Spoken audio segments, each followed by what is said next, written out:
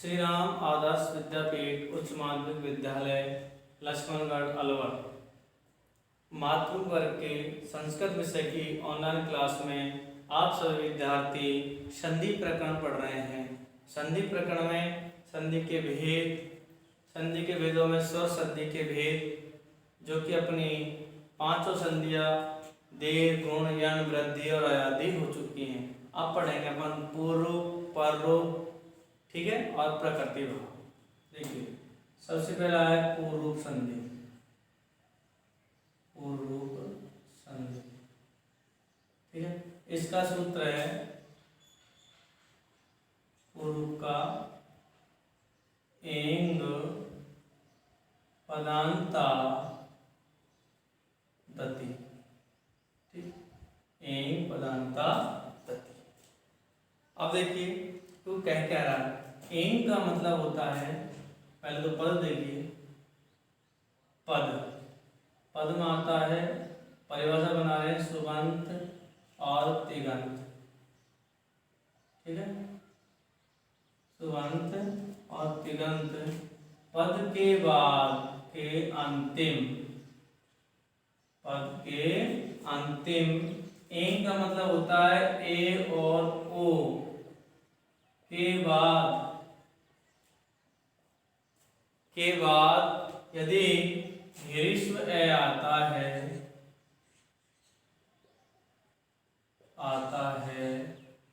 तो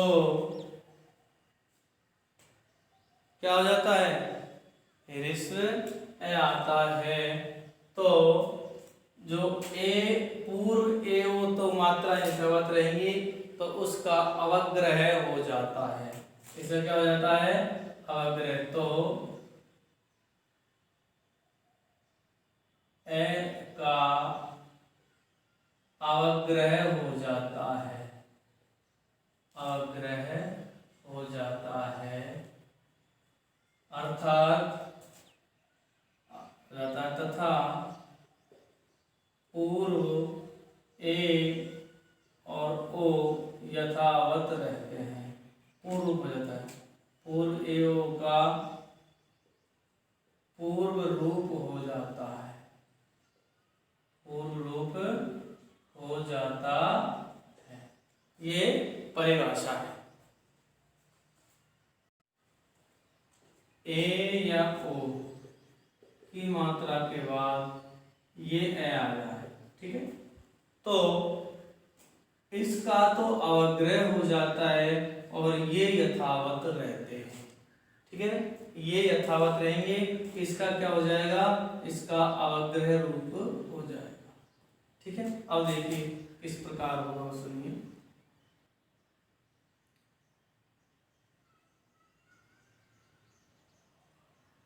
राम ए प्लस ए वदत,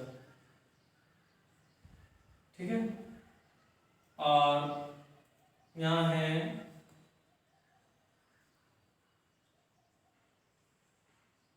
so plus अपी,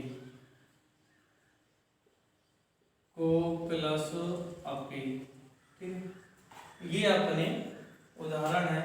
तो यहाँ क्या करना है अपन को, यहाँ ए और ओ की मात्रा है, उसके बाद में ह्रीश्व है, तो इस बाद वाले का तो अवग्रह कर देंगे, ये मात्राएं पूर्व रूप यथावत हो जाएंगी। देखिए राम में ए वदत, ठीक है, राम में ए वदत, सो अपी अवग्रह। ये बात ध्यान रखनी है, हमेशा ये अवग्रह है, एक ओ की मात्रा के बाद ही आता है, कहीं कहीं तुम्हें आ के बाद भी मिलेगा। और को अपी, ये अपनी कौन सी हो गई, पूर्व रूप संधि हो गई। सूत्र होता है एंग पदांतांति, एंग का मतलब होता है ए और ओ, यदि पद के अंत में हो, कहाँ हो, पद के अंत में हो, उसके बाद में ह्रीश्व हो, तो बाद वाला ह्रीश्व का तो अवग्रह हो जाता है, और पहले वाले पद के अंत में जो ये हो आएंगे पूर्व में, उसका यथावत रहता है।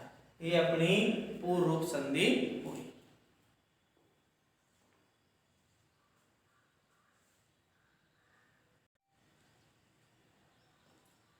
अब है पररूप संधि।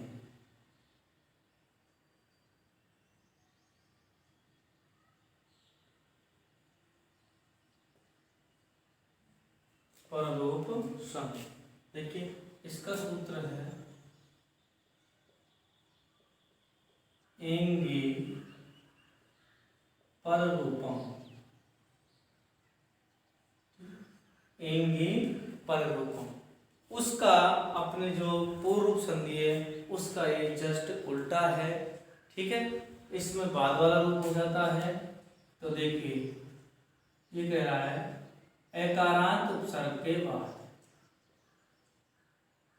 एकारांत उपसर्ग के बाद परे लिखते हैं इसको संस्कृत में एकारांत उपसर्गात परे के बाद यदि एंग, ए की और ओ की मात्रा आए तो पूर्व एवं पूर्व ए, ठीक है, एवं बाद वाले एवं पूर्व एवं पर वर्ण के स्थान पर रूप क्या हो जाता है, ए तथा ओ हो जाता है, हो जाता है। अर्थात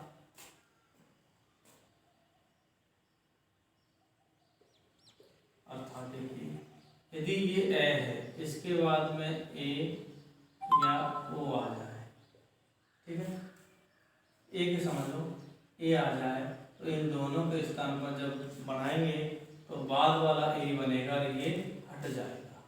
इसी तरह दूसरा है ए के बाद में ओ आ जाए तो अभी क्या करना है, पर रूप बाद पर मान बाद वाला, पर का मतलब होता है बाद वाला रूप ओ ही करना होगा। जैसे प्रे प्लस एज थे, प्रे प्लस एज थे, यहाँ एकारांत उपसर्ग है, इसके बाद में ए है तो इन दोनों के स्थान पर क्या हो जाएगा, केवल बाद वाला रूप ए ही बनेगा, इसको ए को हटा देंगे तो यहाँ बनेगा प्रेज थे। क्या बनेगा, प्रेज थे। ठीक है, इसके बाद यहाँ है उप प्लस ओस्ती, उप प्लस ओस्ते, उप प्लस ओस्ती, यहाँ बनेगा, यहाँ ए है यहाँ ओ है, ओस्ती बन जाएगा। क्या बन जाएगा, ओस्ती।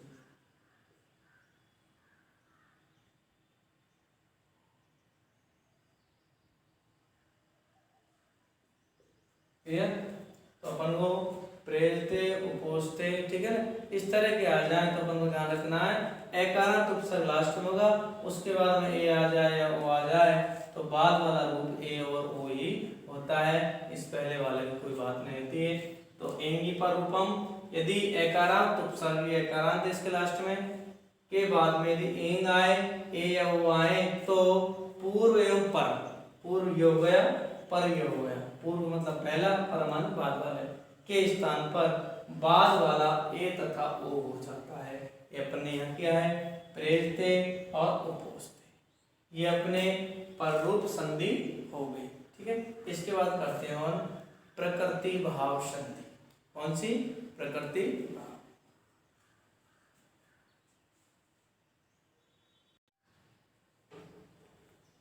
अगला है प्रकृति भाव,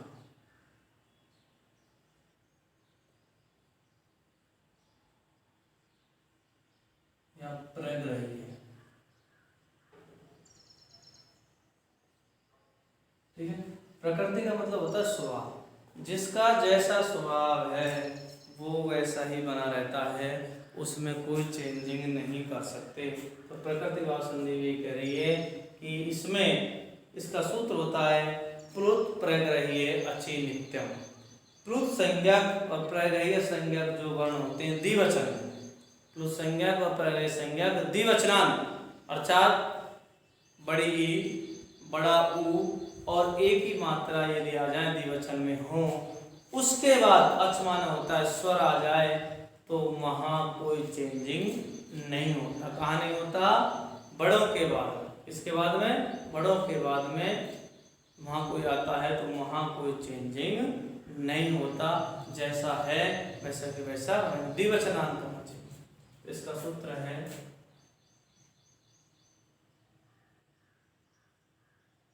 सूत्र इसका है प्लुत प्रत्यय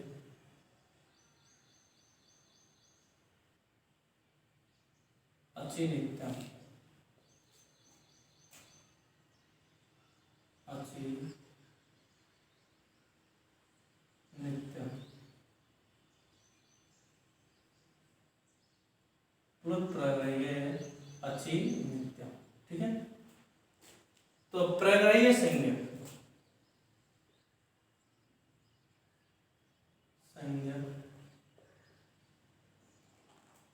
द्विवचनांत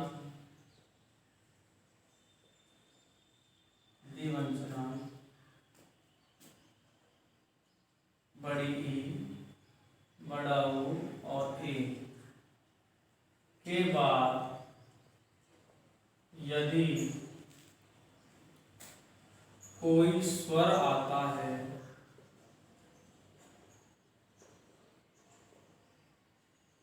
तो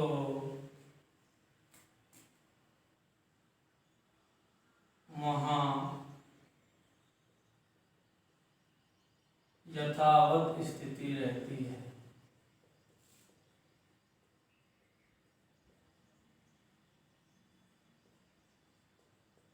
कोई चेंज नहीं होता, वहां कोई बदलाव नहीं होता। अब मान लीजिए बड़ी ई की मात्रा प्लस ए आ जाए, कोई भी आ जाए तो यहाँ कोई चेंज नहीं होगा, केवल प्लस हटा देंगे, रेसी की तरह लिख देंगे। ठीक है, अर्थात में लिख देना है यहाँ अर्थात। ठीक है, यदि बड़े ऊ आ जाए उसके बाद में कोई ई आ जाए या ऊ आ जाए कुछ भी आ जाए, यहाँ कोई चेंजिंग नहीं है। ठीक है, उसके बाद एक ही मात्रा के बाद में कोई भी स्वर आ जाए, ठीक है ना, तो वहाँ कोई चेंजिंग नहीं होगा, कोई भी चेंजिंग नहीं होगा, वो यथावत स्थिति रहेगी। जैसे नंबर 1 हरि प्लस एतव, बड़ी है द्विवचन में, द्विवचन के बाद में आएंगी प्रत्यय संज्ञा द्विवचन के बाद। ये द्विवचन हरि है, हरि छोटी मात्रा लेगी हरि प्लस एतव, और यहाँ ए आ रहा है तो कोई चेंजिंग नहीं होगी, इसको इस तरह ही लिख देंगे। नंबर 2 गंगे प्लस अम, तो यहाँ भी गंगे अमूंग आ जाएगा। क्या आ जाएगा? एक ही मात्रा है, गंगे गंगा गंगे गंगा इस तरह रूप चलते हैं, तो गंगे और अम। ठीक है, यहाँ एक ही मात्रा है इसलिए इसमें कोई चेंजिंग नहीं होगा। ये प्लुत प्रत्यय नित्यम सूत्र कहता है कि द्विवचनांत के बाद में यदि ई उ ए के बाद कोई स्वर आता है तो वहां यथावत स्थिति रहती है, प्रकृति भाव यानी कि स्वभाव में कोई चेंजिंग कोई बदलाव नहीं कर सकते, जैसा है वैसा ही बनेगा। विष्णु प्लस अमु, ये विष्णु के रूप चलते हैं, तो विष्णु प्लस अमु, तो यहाँ कोई चेंजिंग नहीं होगा, विष्णु अमु ही रहेगा।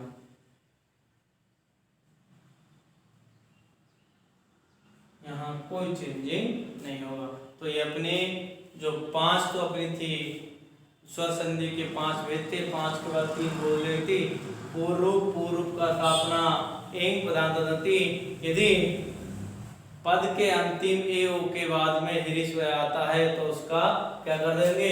अवग्रह कर देंगे ए ओ के बाद में। और यदि उसके बाद आई थी अपनी पररूप संधि, जिसका सूत्र था एंगी पररूपम। उसमें क्या था, यदि एंग आदि एकारांत उपसर्ग के बाद में ए और ओ की मात्रा आती है तो बाद वाला रूप हो जाता है, अर्थात ए और ओ हो जाता है। इसका प्रकृति वार्ता प्रोत प्रग्रह चिनित्यम, इस सूत्र से प्रग्रह संज्ञक द्विवचनांत ई उ ए के बाद यदि कोई भी स्वर आता है तो वह यथावत स्थिर रहती है, प्रकृति संधि कहती है। उसके बाद ये अपना अर्थात में था और ये अपने 1 2 3 उदाहरण है। इस प्रकार अपनी स्वर संधि का जो टॉपिक है वो पूर्ण होता है। स्वर संधि इस प्रकार से 8 अपने 3 बोध ली हुईयों के साथ में पूर्व रूप, पररूप और प्रकृति भाव के साथ स्वर संधि अपनी पूर्ण होती है। अब करेंगे अपन व्यंजन संधि।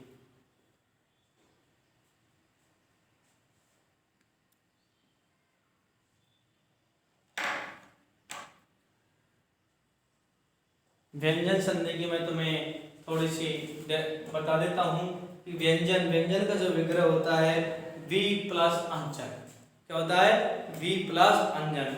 वी का मतलब होता है रहित, अंजन माना होता है काजल। अर्थात अब यहाँ काजल किन्हें माना गया है व्याकरण में काजल स्वरों को माना गया है। स्वर रहित व्यंजन क्या होता है, अर्ध होता है, हलंत चिन्ह से प्रदर्शित करते हैं, इसलिए व्यंजन संधि को हल संधि भी कहती हैं। इसकी परिभाषा आती है, यदि व्यंजन के बाद कोई व्यंजन अथवा स्वर आए तो उन दोनों के मेल से जो परिवर्तन होता है तो उसे क्या कहते हैं, व्यंजन संधि कहते हैं। व्यंजन संधि के कई भेद हैं। व्यंजन संधि में देखिए उसमें जो होती है, यहाँ व्यंजन संधि जो होती है उसके बाद में व्यंजन के भेद हैं, ठीक है। सचुत्व संधि आ जाती है, षटुत्व संधि आ जाती है, चतुर्थ संधि आ जाती है, अनुस्वार संधि आती है और तुम्हारी उसके बाद में इस प्रकार अपने जो व्यंजन संधि के भेद हैं वो पढ़ेंगे अलग अलग प्रकार से, ठीक है। तो व्यंजन जो संधि है उसका टॉपिक की परिभाषा अपन को बता दें कि जब व्यंजन के बाद में कोई व्यंजन अथवा स्वर आता है तो उनके मेल से जो परिवर्तन होता है उसे व्यंजन संधि कहते हैं, ठीक है ना। व्यंजन के बाद कोई व्यंजन आए अथवा स्वर आए तो वहाँ कौन सी होती है, व्यंजन संधि होती है।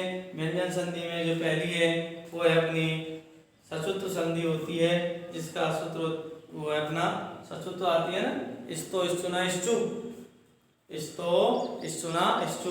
दूसरी आती है अपनी षटुत्व संधि। षटुत्व संधि का होता है कि ष्टुना ष्टु, ष्टुना ष्टु। तीसरी आती है अपनी जसत्व संधि।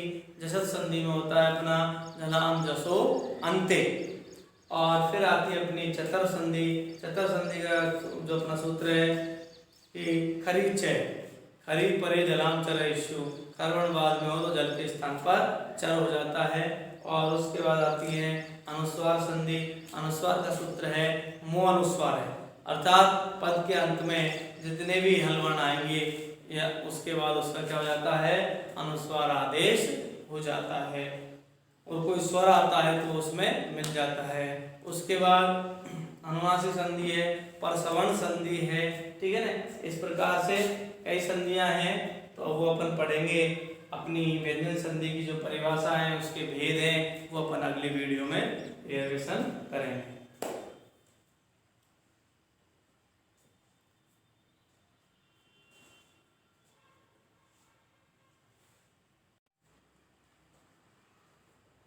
देखिए व्यंजन अर्थात बी प्लस अंजन। अंजन का मतलब होता है काजल, और व्याकरण में काजल किसे लगाया है, स्वर, इसे कहा गया है स्वर। विमान होता है रहित के अलावा, रहित या के बिना। स्वर के बिना जो होता है इसकी परिभाषा रहेगी, जब व्यंजन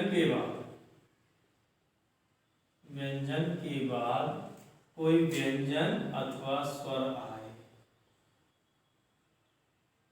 ठीक है, तो वहां दोनों के मेल से जो परिवर्तन होता है या विकार दिखाई देता है, ठीक ठीक है, उसे व्यंजन संधि कहा जाता है। उसे क्या कहा जाता है? व्यंजन संधि कहा जाता है। व्यंजन संधि का जो भेद है वो भेद इस प्रकार पढ़ेंगे अपन। सबसे पहले सचुत संधि आ गई, क्या आ गई? सचुत संधि आ गई। सचुत में क्या आता है? स्तो, स्टुना, स्टू, ठीक है। दूसरे आ गई अपनी सटुत संधि आ गई, क्या आ गई? सटुत संधि आ गई। इसका सूत्र होता है स्तो, स्टुना, स्टू। तीसरी है अपनी जशत्तु संधि, जिसका सूत्र होता है जलाम जसो अंते। और चौथी जो अपनी संधि है वो आती है चतुर्थ संधि। कौन सी होती है? चतुर्थ संधि। इसका जो सूत्र होता है खरीचे, खरी खरे जलाम चरे इशु। उसके बाद जो है अपना आता है मो अनुस्वार, अनुस्वार संधि, अनुस्वार संधि, ठीक है। इसका सूत्र होता है मो अनुस्वार है। पद के अंतिम में और ने क्या हो जाता है? अनुस्वार आदेश हो जाता है। उसके बाद है छत्तु संधि, ठीक है, परसवर्ण संधि, अनुनासिक संधि, ठीक है ना। तो ये अपने अलग अलग संधियां हैं, ये इनके भेद अपन को हैं। ये अपन को जब व्यंजन संधि पढ़ेंगे उसमें अगले वीडियो में, तो वहाँ अपन को देखेंगे। सूत्र बता देता हूँ। इसको होता है स्तो, स्टुना, स्टू, स्तो, स्टुना, स्टू, झलाम जसो अंते।